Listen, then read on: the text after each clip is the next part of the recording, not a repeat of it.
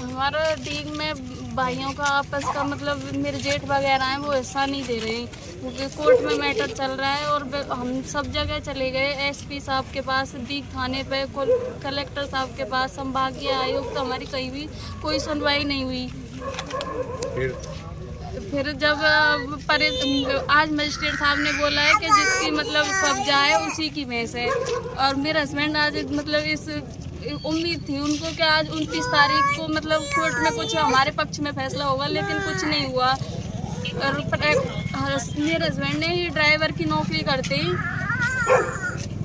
भाइयों ने मेरी ज़मीन पर कब्जा कर रहा था सब दिए, और मैं तमाम अधिकारियों को चक्कर लगा के सब परेशान। मैं जाता हूँ कोतवाली पे, यूँ कहते हैं पहले लठ बजाओ, खोपड़ी फोड़ो, जब मेरे पास आओ, जब मैं सुनवाई करूँ। मैं गया सर, 2 सिपाही भेज दिए वहाँ पे, मैं मना कर आया भाई इसकी ज़मीन पर कब्जा मत करो।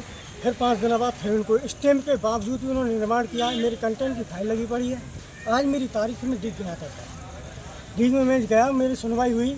वहाँ पे सब जिला जज साहब उन्होंने एक बात कहा था, मान के देखो पैतृक संपत्ति है, इसका कोई वो तो है नहीं। मैंने कि साहब एक बात बताओ कि इनके पास ऐसा क्या लीगल है जो उन्होंने मकान बना लिया, मैं क्यों नहीं बना सकता हूँ। इसी बात को लेकर साहब उन्होंने ये कहा कि जिसकी भैंस होती है उसी का लठ होता है, और तुम कब्जा कर लोगे तुम्हारा है। इस टाइम में कोई झूमर लगाएगा, कोई वो लगाएगा। मेरे वकील है प्रवीण कुमार एडवोकेट, उनको नंबर देता हूँ, आप उनसे बात करो। उनकी जस्ट सामने डीग का है, आप भरतपुर में आके चढ़े। ठीक मला साहब, मैं भरतपुर में रहता हूँ उनकी वजह से साहब, क्योंकि मैं उन्होंने वहाँ से तार रखा हूँ, मेरे पीछे उन्होंने बदमाश लगे, मुझे मारने के लिए दौड़ रहे हैं। कई बार मेरे साथ वारदात हो गई है साहब। रास्ते में मैं आता हूँ तारीख करके, मेरे जो भाइयों के ससुर हैं वो बदमाश प्रवृत्ति के हुए यूपी के रहने वाले हैं। मेरे साथ उन्होंने घटना की थी 20 तारीख को, वो मेरे पीछे आए थे। मैं जिसकी सुनवाई करने के लिए मैं चौकी पे गया, लेकिन वहाँ पर कोई सिपाही नहीं था। उसके बाद मेरा हरिओम साहब, हरिओम पुत्र रघुवीर जाट था, यहाँ अवगेट डीग का। इसके परिवार के आपसी राजस्व के मामले चल रहे हैं अदालतों में, बंटवारे के संबंध में उनमें फैसला नहीं हो रहा है।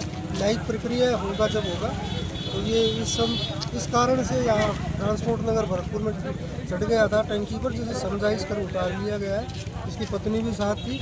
पत्नी की तबीयत खराब है, जो भी उनको इलाज के लिए या उनके कमरे के लिए रवाना किया गया है। एडीसी साहब जो डीसी ऑफिस में है, उन्होंने आश्वासन दिया, उनसे अभी मिलवाएंगे। करीब कितने घंटे रहा सर? तकरीबन 2 घंटे